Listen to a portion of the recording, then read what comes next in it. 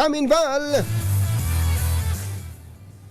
Anthony, kasunod ng detensyon ni Senador Rodante Marcoleta sa Quezon City Jail Male Dormitory ay muling nagsagawa ng inspeksyon ng Sandigan Bayan sa bagong BJMP facility sa Payatas, Quezon City.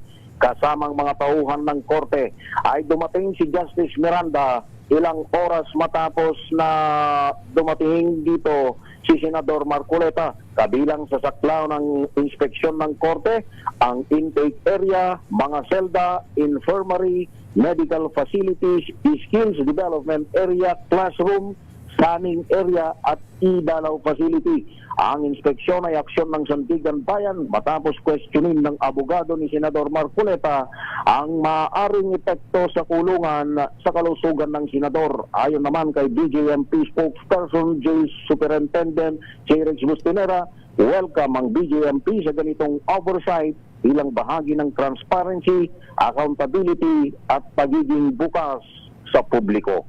Ako si Val Gonzales, DCRH, una sa Pilipinas, una sa Pilipino. Yung bang selda ni Senator Marcoleta, ikaw niya, yung solo niya o kasama, may mga kasama siya? Katanying, yung pinatutupad na panuntunan ng BJMP, yung unang linggo ay wala muna sa sariling selda yung bagong PDL, bagong pasok na PDL, kundi isang linggong mananatili ito doon sa common area kung saan ay nandun din yung bagong pasok na PDL, Katanying. So wala pang sariling selda ang Senador Marcoleta isang linggo matapos siyang ma-admit dito, Katanying. Paano yun? Parang general population, gano'n? Sa unang linggo?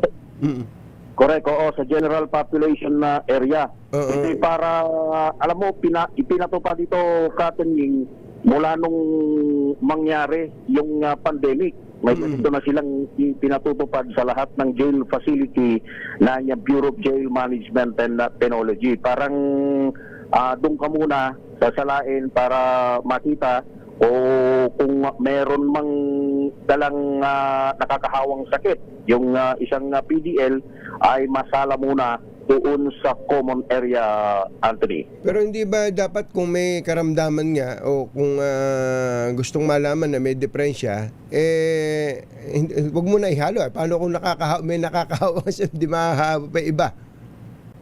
Oo, kahapon, Anthony, ang sabi ng DILG wala daw special treatment na ibibigay man maging dito kay Senador Marcoleta at sa lahat ng nakadine sa New Quezon City Jail dito sa Payatas. Yun yung inilabas ng DILG. Yes, sir. Thank you.